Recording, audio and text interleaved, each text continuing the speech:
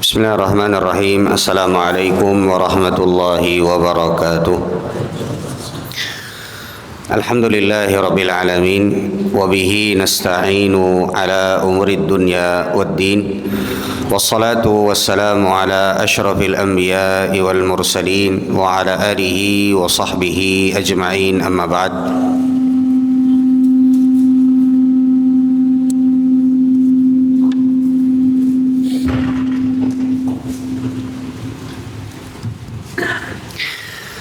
Ma'asyiral muslimin dan muslimat rahimani wa rahimakumullahu jami'an. Alhamdulillah, kita kembali bersyukur kepada Allah Subhanahu wa taala atas semua nikmat yang Allah berikan kepada kita semua.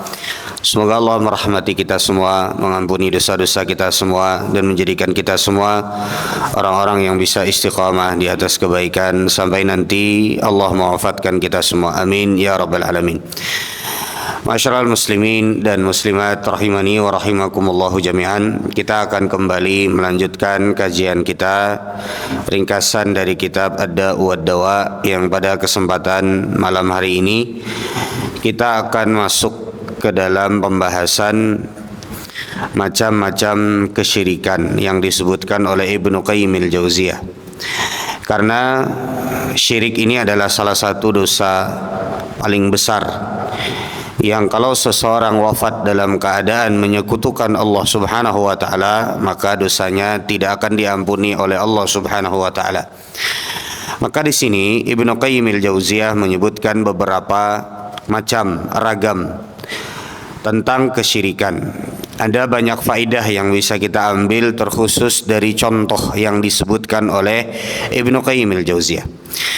Beliau mengatakan, وَيَتْبَعُ هَذَا الشِّرْكُ بِهِ سُبْحَانَهُ فِي الْأَفْعَالِ وَالْأَقْوَالِ وَالْإِرَادَاتِ وَالنِّيَّاتِ.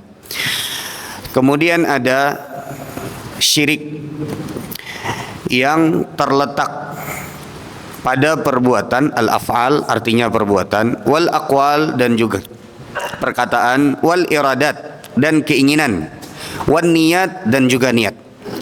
Jadi di sini Ibnu Qayyim membagi menjadi 4. Ada syirik yang terletak pada perbuatan, amalan, anggota badan. Ada yang terletak disebabkan karena perkataan, ada yang disebabkan karena keinginan, dan ada yang disebabkan karena niat. Nanti kita akan sebutkan bedanya apa keinginan dengan niat. Fasyirku fil af'ali kasujudi li ghairihi. Adapun syirik dalam perbuatan adalah semisal seperti sujud kepada selain Allah. Wa tawafu bi ghairi baitihi, dan tawaf selain pada Ka'bah. Wa halqir ra'si ubudiyatan wa khudu'an li ghairihi. Menggundul kepala untuk beribadah kepada Allah Subhanahu wa taala, dan untuk beribadah kepada selain Allah, dan menunjukkan ketundukan dan kehinaan kepada selain Allah. Jadi menggundul, membotaki kepala dengan niat beribadah kepada selain Allah. Kenapa jadi menggundul kepala ini masuk, Pak? Karena di antara bentuk kita beribadah kepada Allah itu ada yang namanya bertahallul. Tahallul itu adalah bagian dari ibadah, sehingga apabila dipalingkan kepada selain Allah, tahallul, tahu ya benar tahallul, Pak? Kalau kita selesai ibadah haji atau ibadah umrah, ya, bagian terakhirnya yang menandakan kita sudah lepas daripada larangan-larangan berihram itu disebut tahallul, jamaah sekalian. Menggundul kepala. Yang paling afdal yang didoakan oleh Rasulullah sallallahu alaihi wasallam sebanyak 3 kali adalah menggundul habis. Artinya mengarik rambutnya. Pakai pisau, pakai silet, atau pakai apa saja yang membuat rambut itu habis dan tidak tersisa. Adapun kalau menggundulnya itu pakai mesin, masih ada sisa 1 senti, boleh nggak? Boleh, nggak masalah. Tapi ini dapat doa dari Nabi Sallallahu Alaihi Wasallam hanya 1 kali saja. Ini bentuk ibadah kepada Allah, karena yang namanya ibadah itu adalah segala sesuatu yang mendatangkan keridhaan dari Allah. Kalau seseorang didoakan oleh Rasulullah untuk mendapatkan rahmat Allah, untuk mendapatkan ampunan Allah, maka berarti itu adalah ibadah. Jadi kalau orang memalingkan ibadah ini kepada selain Allah, dia gundul. tapi untuk menghormati selain daripada Allah, untuk mengagungkan selain daripada Allah Subhanahu wa taala, ya, menundukkan dia, ya, menunjukkan dia tunduk, menghinakan diri dengan menggundul rambutnya, tapi diperuntukkan bukan selain kepada Allah, maka kata Ibnu Qayyim al-Jauziyah ini termasuk dari perbuatan syirik. Wa taqbilul ahjari ghairil hajaril aswad, dan mencium batu selain dari hajar al-aswad. Wa taqbilul quburi wastilamihi, dan mencium kubur dan juga mengusap-ngusapnya. Wasujudi laha, dan sujud kepada kubur. Walaqad la'ana an-nabiyyu man ittakhadha qubural anbiya'i was-salihin masajida yusalla lillahi fiha, dan Nabi sallallahu alaihi wasallam telah melaknat. Nanti kita akan jelaskan Pak ya. Ulun akan jelaskan nanti di papan tulis perinciannya. Tapi ulun akan baca terlebih dahulu. Dan Nabi SAW melaknat mereka yang menjadikan kubur-kubur para nabi dan orang-orang saleh sebagai tempat salat. Yusalla lillah, salat di situ, ya. Meskipun salatnya itu adalah karena Allah, tapi tempatnya kalau ada kuburan saja itu udah dilarang. Apalagi kalau salat tujuannya bukan karena Allah, tapi untuk mereka yang ada di kubur. Fakaifa biman ittakhadal qubura awsanan ya'buduha min dunillah. Bagaimana dengan orang-orang yang menjadikan kubur, batu, pohon, segala sesuatu selain Allah Subhanahu wa taala disembah selain daripada Allah. Maka ini lebih parah. Fa fi sahihaini, dan di dalam Sahih Bukhari dan Sahih Muslim, bahwa Nabi sallallahu alaihi wasallam, ya, mengatakan, la'anallahu al-yahuda wan nasara. Allah melaknat orang-orang Yahudi dan Nasara. Ittakhadhu qubur anbiya'ihim masajida, yang mereka menjadikan kubur-kubur nabi-nabi mereka sebagai masjid. Wa min asy-syirki bihi subhanahu asy-syirku fil lafzi, dan di antara syirik yang disebutkan oleh Ibnu Qayyim al-Jauziyah di sini adalah syirik dalam lafaz, berarti dalam berkaitannya dengan lisan. Kal halifi bi ghairillah, sebagaimana orang yang bersumpah dengan menyebut selain dari nama Allah Subhanahu wa taala. Kama rawahul Ahmad, sebagaimana diriwayatkan oleh Imam Ahmad, wa Abu Daud, dan juga Abu Daud, bahwa Nabi sallallahu alaihi wasallam mengatakan, man halafa bi ghairillahi faqad asyrak, barang siapa yang bersumpah dengan selain Allah Subhanahu wa taala maka dia telah berbuat syirik. Meskipun ya tentu saja ini adalah syiriknya syirik kecil. Nanti akan kita sebutkan perinciannya. Lalu kemudian wa min dzalika qaulul qa'il lil makhluq, dan begitu pula ketika ada seorang yang mengatakan Masya Allah wa syi'ta, ini adalah kehendak Allah dan juga kehendakmu. Jadi disandingkan antara kehendak Allah dengan kehendak makhluk. Kama thabata 'anin Nabi sallallahu alaihi wasallam annahu qala lahu rajulun, sebagaimana pernah terjadi di zaman Nabi sallallahu alaihi wasallam, ada seorang yang berkata kepada Nabi sallallahu alaihi wasallam, Masya Allah wa syi'ta, wahai Muhammad, ya, ini terserah Allah dan juga terserah engkau.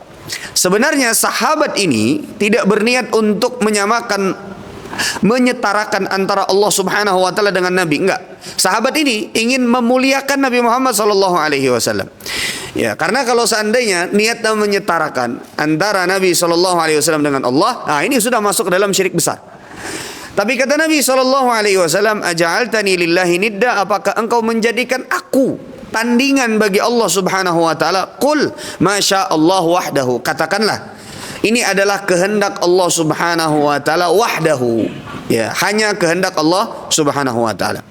Wa amma syirku fil iradati wan niyat, adapun syirik terkait dengan keinginan dan niat, fadzalikal bahrul ladzi la sahila lahu, itu adalah lautan yang tidak ada batasnya, sebagaimana dikatakan oleh Ibnu Qayyim. Artinya contohnya banyak sekali. Wa qala man yanjua minhu, dan sedikit dari hamba-hamba Allah yang bisa selamat dari syirik yang kaitannya adalah dengan syirik keinginan dan juga syirik niat.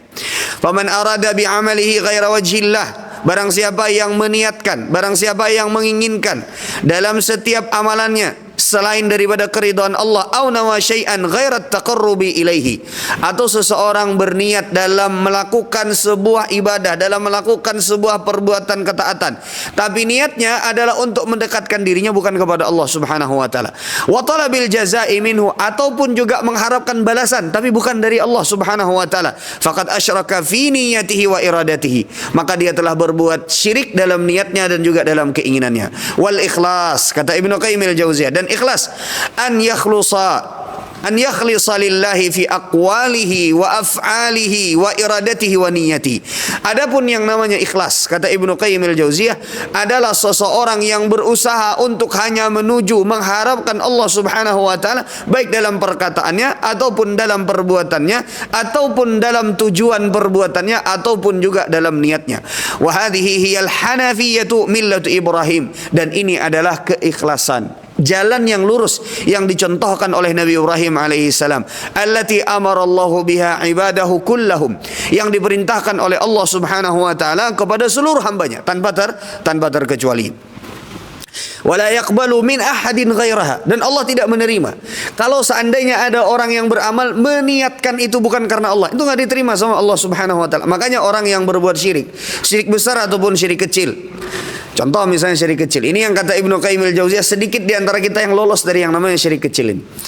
Riya, sum'ah, itu tidak akan diterima oleh Allah Subhanahu wa taala amalan-amalan solehnya, karena Allah tidak menerima kecuali hanya yang diperuntukkan untuk Allah Subhanahu wa taala. Wa hiya haqiqatul Islam, dan inilah inti daripada Islam. Allah Subhanahu wa taala berfirman, "Wa may yabtaghi ghairal islami dina," dan barang siapa yang mencari selain daripada Islam sebagai agama, fala yuqbala minhu, Allah tidak akan menerimanya, wa huwa fil akhirati minal khasirin, dan sungguh di akhirat orang yang mencari selain daripada Islam, selain daripada keridhaan Allah, pasti dia di akhirat akan menjadi orang-orang yang akan merugi. Wa hiya millatu Ibrahim, dan ini adalah agamanya Nabi Ibrahim alaihi salam, allati man raghiba anha, barang siapa yang berpaling darinya, fahuwa min asfahis sufaha, maka dia adalah di antara orang-orang yang paling bodoh. Baik. Jadi jamaah sekalian rahimani wa rahimakumullah jami'an.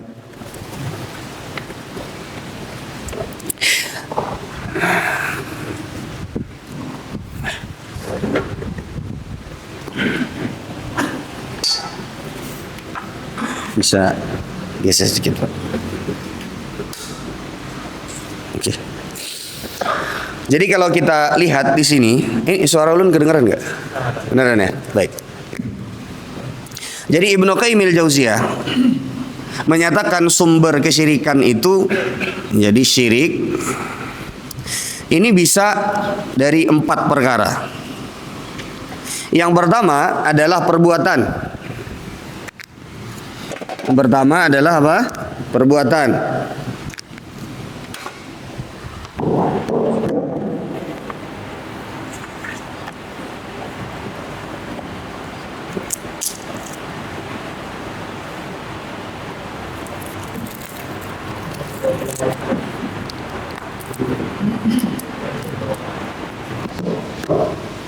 Yang pertama adalah perbuatan, ya, atau yang disebut oleh Ibnu Qayyim adalah sebagai al-af'al.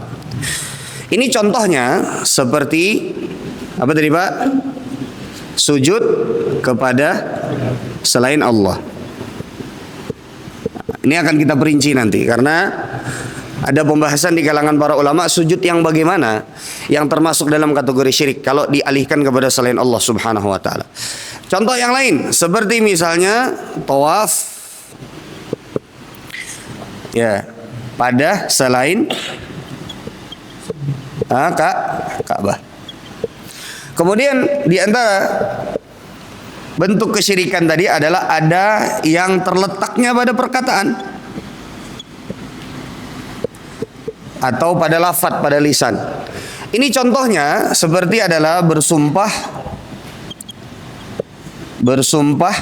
dengan selain nama Allah. Nama Allah. Sebagai contoh juga adalah mengatakan, ya, ini kehendak Allah dan kehendak engkau. Ya, perkataan kehendak Allah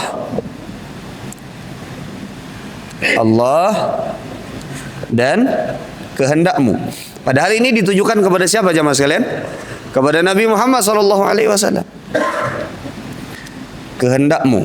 Nah, ini juga termasuk ya dari kesyirikan. Baik, yang berikutnya adalah iradat. Iradat itu artinya keinginan. Ini contohnya seperti menginginkan dari amalannya itu balasan dunia. Bisa dimengerti maksudnya? Menginginkan dari amalan balasan dunia.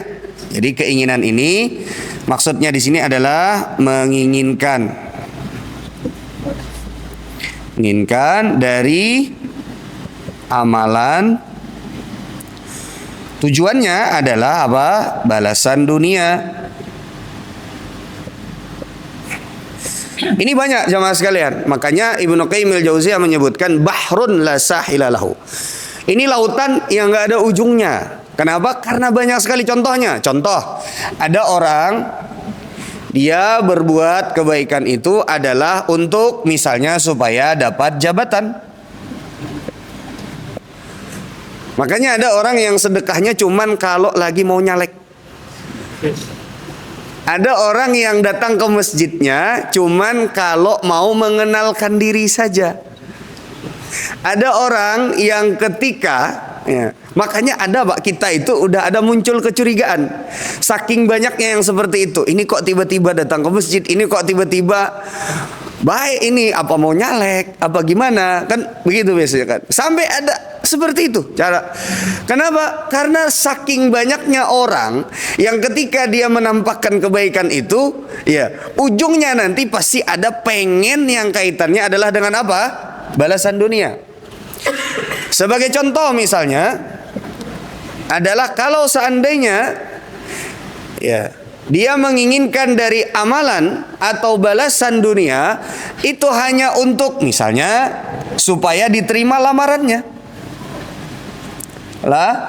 Lamaran.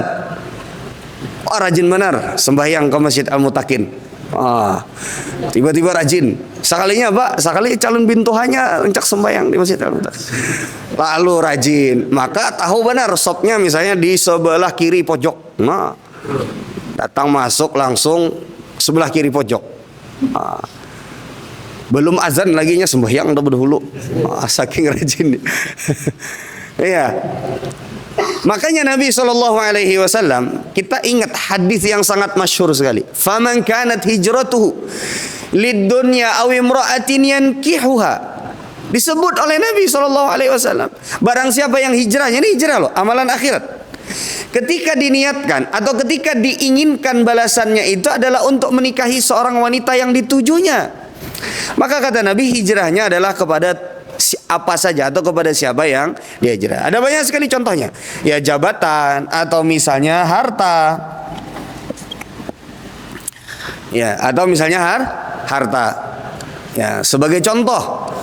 Misalnya datang ke sebuah masjid karena tahu di situ ada pembagian duit. Jangan tidak ada ke masjidnya. Ada dikabari kawannya. Hai, di Masjid Al-Mutakin ada pembagi duit. Berapa isi amplopnya? Misalnya 250.000. Datang, soalnya ada dapat. Nah, lalu memamai. Kadang ada yang dapat juga misalnya, tapi dapatnya 50 ribuannya, memamai juga. Ini hati-hati jamaah sekalian. Ini berarti keinginannya itu adalah untuk apa? Untuk balasan yang kaitannya dengan. Nah, ini yang dimaksud Ibnu Qayyim. Baik. Kemudian yang keempat, nih mana lo nulis nih? Yang keempat masih sini ya. Ini nomor 1, ini nomor 2, ini nomor 3, ini yang nomor 4. Adalah syirik dalam perkara niat. Nah, dalam perkara niat ini sebagai contohnya adalah niatnya itu bukan karena Allah. Contoh seperti apa riya. Contoh seperti apa sum'ah, ingin didengar, ingin dipuji. Baik. Sekarang pertanyaannya, apa perbedaannya antara nomor 3 sama nomor 4? Apa perbedaannya antara nomor 3 sama nomor 4? Kan sama-sama bentuknya itu memalingkan keinginan dan niat. Tapi para ulama, di antaranya Ibnu Qayyim al-Jauziyah, membedakan antara keduanya karena ada satu perbedaan yang mencolok jamaah sekalian. Ini penting nih. Kan ini tadi keinginan, ada yang kaitannya dengan jabatan, ada yang kaitannya dengan lamaran, ada yang kaitannya dengan harta. Kalau ini yang kaitannya dia palingkan, ya, untuk dilihat oleh orang lain. Ya, dia niatnya itu, sholatnya itu untuk supaya dipuji. Ya, Jadi riya, sum'ah. Kalau ini balasannya terkait dengan dunia, apa beda antara keduanya? Kok sampai Ibnu Qayyim membedakan antara keduanya? Perhatikan jamaah sekalian. Beda antara yang nomor 3 dengan 4, syirik dalam keinginan dan niat ini, ya, para ulama menjelaskan bahwa kalau jatuhnya kesalahannya pada keinginan, maka kalau seandainya tidak dominan, maka amalannya masih diterima tapi pahalanya kurang. Tapi kalau udah kaitannya dengan niat, keplesetnya di niat, dia riya, dia sum'ah, ini walaupun cuma 0,5%, itu nggak diterima semuanya. Bisa dimengerti? Sampai sini coba. Ulun beri contoh ya. Kalau ada orang, dia berbuat baik, oke? Dia berbuat baik. Taruhlah misalnya orang pengen nyalek, lalu kemudian dia berbuat baik, dia bagi-bagi, dia sedekah, ya. Tapi dia ada niatan. Niatannya itu pengen supaya dia itu dikenal. Ketika dia dikenal, dia bisa dipilih. Tapi niat tersebut tidak dominan. Hanya misalnya ada 10%. Sisanya tetap dia karena Allah Subhanahu wa taala, karena dia pengen beribadah. Tapi ada niat tersebut. Maka yang demikian tetap diterima oleh Allah Subhanahu wa taala amalan solehnya, tapi pahalanya berkurang. Tapi kalau sudah riya, sum'ah, walau jangankan 10%, 0,5% aja itu amalannya sudah tertolak semua. Bisa dimengerti sama sini jamaah sekalian. Jadi ini yang lebih berat jamaah sekalian. Kalau orang beramal untuk dunia, dilihat dulu apakah keinginan dia untuk mendapatkan dunia tersebut dominankah atau tidak. Kalau ternyata dominan dia menginginkan dunia, dari yang tadi misalnya pengen nyalek, kemudian nyumbang masjid semen 100 sak, ya, tapi ternyata 90% dia pengen dikenal, bukan karena Allah Subhanahu wa taala, tapi lebih dominan untuk dia mendapatkan balasan dunianya. Maka berarti tidak diterima oleh Allah. Kenapa? Karena dominan keinginan dunianya. Adapun kalau seandainya hanya misalnya 10% sedikit, atau misalnya 30%, tetap diterima, tapi apa tadi? Pahalanya berkurang. Sudah bisa dimengerti? Dan ini sedikit di antara kita yang lolos dari dua ini jamaah sekalian. Makanya banyak-banyak meminta kepada Allah Subhanahu wa taala, ya, agar supaya kita ini jangan sampai terjerumus ke dalam perkara. Kalaupun seandainya terjerumus, cepat bertaubat kepada Allah Subhanahu. Karena hati manusia itu berbolak-balik. Melihat keindahan dunia itu bisa membuat kita berbalik niatnya, keinginannya, dari yang awalnya karena Allah, akhirnya karena dunia. Oke, bisa dimengerti jamaah sekalian? Baik. Sekali lagi ulun ulang sebelum kita masuk ke dalam contoh-contoh ini yang harus. Berapa menit lagi, Pak? Oke, baik. Kita sebutkan pembagian yang disebutkan oleh Ibnu Qayyim al-Jauziyah. Syirik itu ada beberapa jenisnya kalau dilihat dari sudut pandang sebabnya. Yang pertama, letaknya adalah ada di perbuatan. Sebagai contoh adalah sujud kepada selain Allah. Kemudian yang berikutnya adalah tawaf pada selain Ka'bah. Yang kedua adalah pada perkataan. Sebagai contohnya bersumpah dengan selain nama Allah. Kemudian yang kedua, perkataan kehendak Allah dan juga kehendakmu. Ya. Ketiga, keinginan. Ini maksudnya adalah menginginkan dari amalan kebaikan itu balasan dunia, seperti jabatan, lamaran, ya, kepada calon mertua. Kemudian setelah itu juga apa? Harta atau yang semisalnya, Yang keempat adalah syirik pada niat. Ini sebagai contoh adalah riya, menginginkan dari satu amalan soleh itu untuk dilihat oleh orang lain. Jadi fokusnya, tujuannya bukan untuk Allah tapi untuk orang lain. Ini nggak ada obat jemaah sekalian. Kalau cuma 0,5% saja atau sedikit saja, ini menyebabkan amal soleh kita tidak diterima. Berbeda dengan yang nomor 3. Ini kalau masih belum dominan, itu masih hanya perkaranya, pahalanya saja yang berkurang. Tapi untuk amalannya bisa diterima oleh Allah Subhanahu wa taala. Bisa dimengerti? Kecuali kalau dominan, keinginannya adalah untuk balasan dunia. Nah, maka yang demikian itu yang tidak diterima oleh Allah Subhanahu. Sudah? Bisa dimengerti? Baik. Sekarang jemaah sekalian, ulun ingin mengajak pian semua. Ini sudah ya? Bisa dimengerti ya? Baik. Sekarang kita akan masuk ke dalam penjelasan lebih rinci terkait dengan contoh-contoh yang tadi kita sebutkan. Apa hukumnya sujud kepada selain Allah jemaah sekalian? Tadi kan di antara contoh syirik pada perbuatan apa tadi? Sujud kepada Kepada siapa? Selain Allah Subhanahu wa taala. Baik. Sekarang apa hukumnya?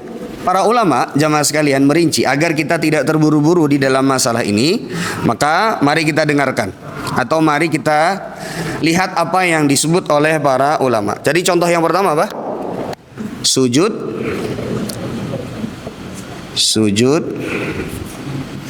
kepada selain Allah. Nah, sujud kepada selain Allah ini, yang pertama dulu yang harus kita pahami, sujud itu hanya boleh kita kepada siapa jemaah sekalian? Hanya kepada Allah Subhanahu wa taala. Kenapa? Karena sujud itu bentuk ibadah kepada Allah Subhanahu wa taala. Sebagai buktinya, kita sholat itu ada sujud.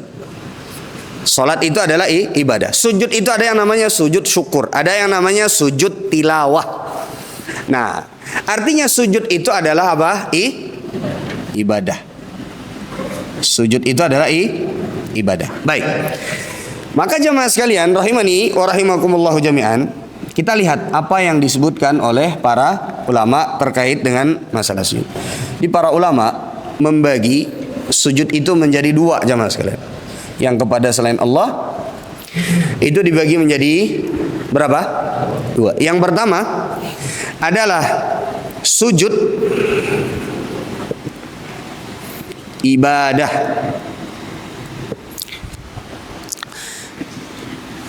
Ini murni hanya untuk Allah Subhanahu wa taala saja, enggak boleh dipalingkan kepada selain Allah Subhanahu wa taala. Sekarang pertanyaannya, bagaimana cara kita mengetahui tanda-tanda sujud ibadah itu seperti apa? Ini ya. Yang pertama, ya sujud ibadah. Sujud ibadah adalah sujud yang terdapat di dalamnya dua poin penting.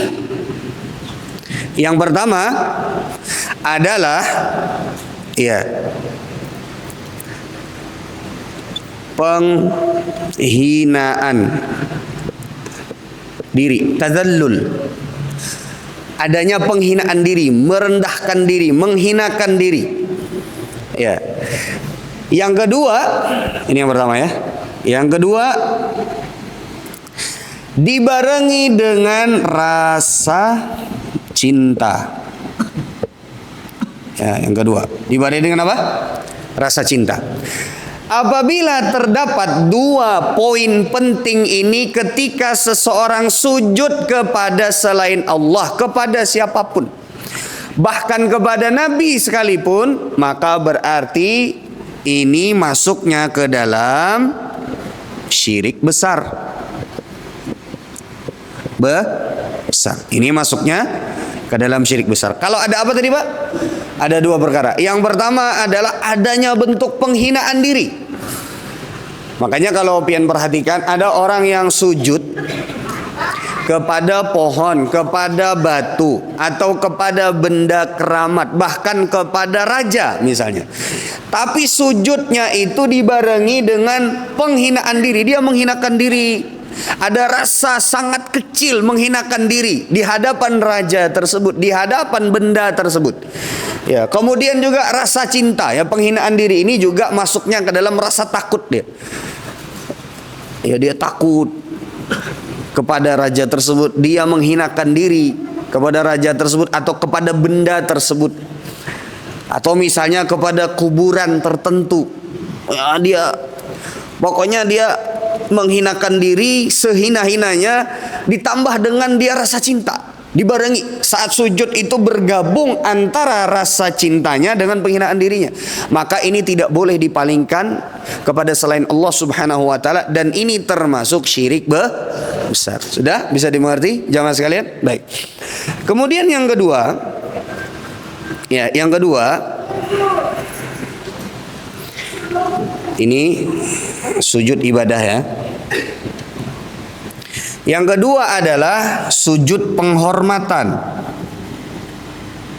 Ya, penghormatan. Sujud penghormatan ini, jamaah sekalian, adalah sujud yang tidak dibarengi dengan dua poin ini, dua rasa ini. Tidak dibarengi dengan ini, tidak dibarengi dengan apa tadi Pak? Rasa penghinaan diri. Ini yang pertama, dan tidak dibarengi dengan rasa cinta. Ini sujud yang jenis kedua ini, ini tidak sampai kepada syirik jamaah sekalian, tapi dia haram, terlarang di dalam syariat kita, nggak boleh. Makanya Nabi SAW menyebutkan dalam sebuah hadis.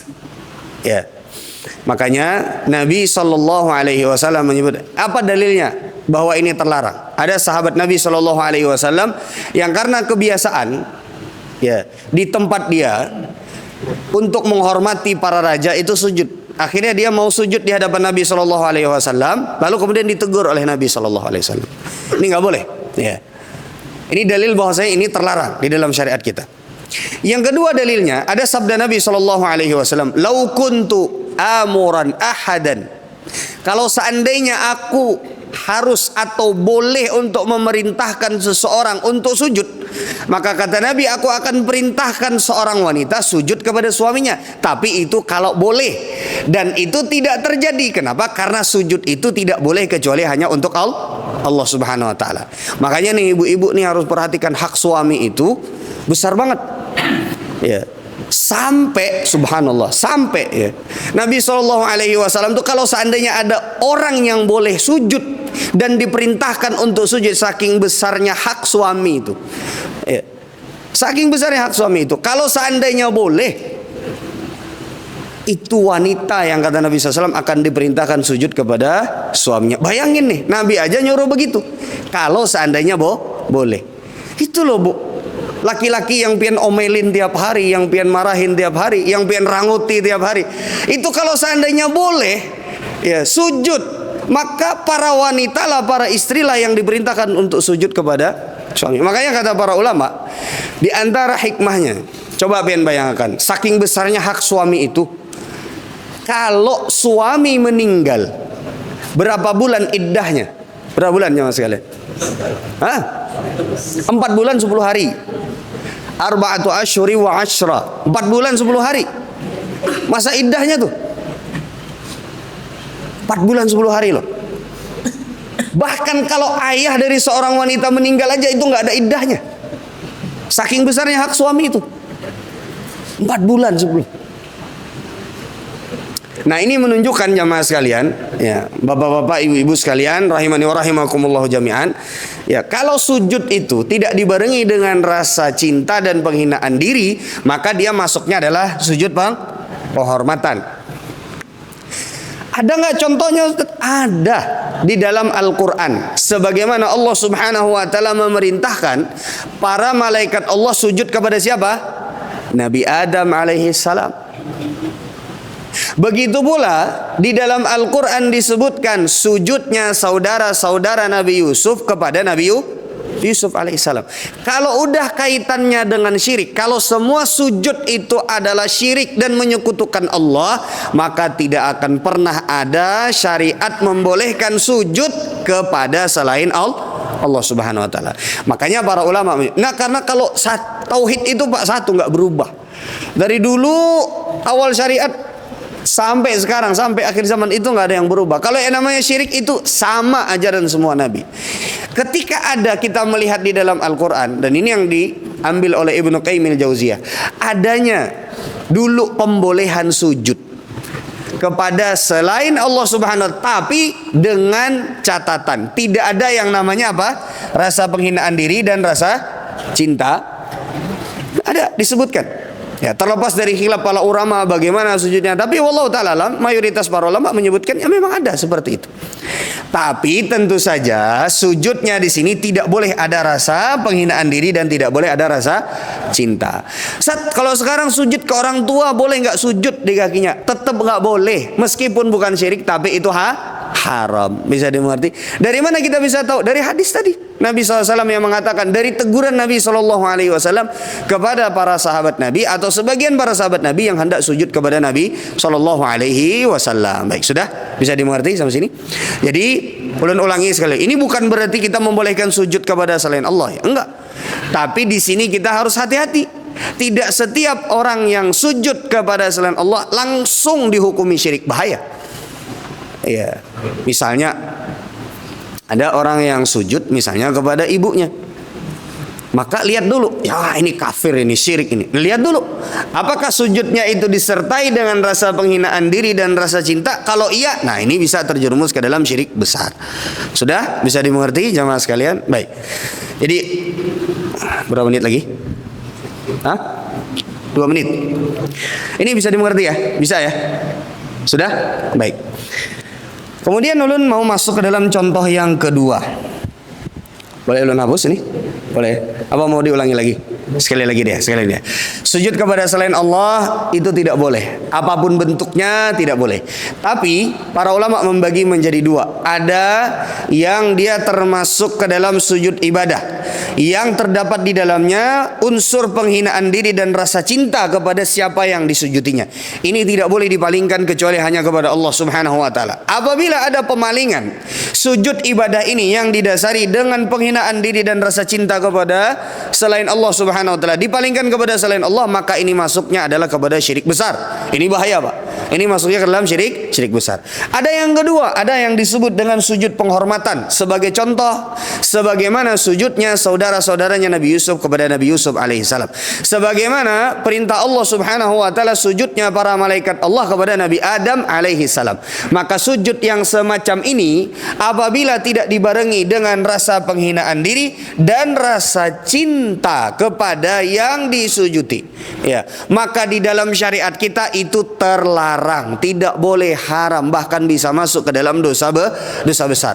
Tapi yang demikian tidak masuk ke dalam perbuatan syirik besar. Maka poinnya adalah tetap tidak boleh dilakukan kedua-duanya, tapi kita yang melihat jangan sampai terburu-buru memponis seseorang itu kafir dan keluar dari agama Allah hanya karena dia sujud kepada selain Allah Subhanahu. Bisa dimengerti sampai sini? Baik. Kemudian yang berikutnya, kita masuk ke dalam pembahasan tawaf. Tawaf itu boleh nggak, Pak? Kalau di luar dari Ka'bah, boleh nggak? Boleh nggak? Kepada selain jika tawafnya itu bukan di sekeliling Ka'bah, misalnya di sekitar Masjid Al-Muttaqin, boleh nggak? Atau misalnya tawafnya, misalnya ya, di asrama haji, boleh nggak? Boleh nggak? Kan ada tuh, ya kan, di asrama haji, boleh nggak pengen tawaf di situ? Hah? Boleh apa enggak? Tawaf untuk belajar boleh di situ. Maka ulun ingin ingatkan, kalau suatu ketika pian manasik haji dan umrah jangan pernah berniat tawaf. Karena kan innamal a'malu binniyat. Kalau pian niat tawaf di situ ya salah. Tapi kalau pian niatnya cuma belajar, tapi bukan tawaf lah ya. Kalau pian niatnya tawaf itu salah, keliru. Karena tawaf itu cuma boleh dilakukan di sekeliling Ka'bah. Ulun niatnya sekalian, Ustaz, sekalian niat tawaf, sekalian niat belajar, tetap nggak boleh. Niatnya hanya latihan saja, bukan untuk tawaf. Bisa dimengerti sampai sini? Ulun melihat ada sebagian orang yang niatnya di situ ini tawaf, Ustaz. Tawaf, Ustaz. Meskipun juga ini sambil belajar, Ustaz, tapi dia niatnya ini ibadah tawaf, nggak boleh. Tetap tidak boleh. Habis sudah, Pak. Ulun baru mau jelasin. Baik, mungkin kita cukupkan sampai demikian, ya.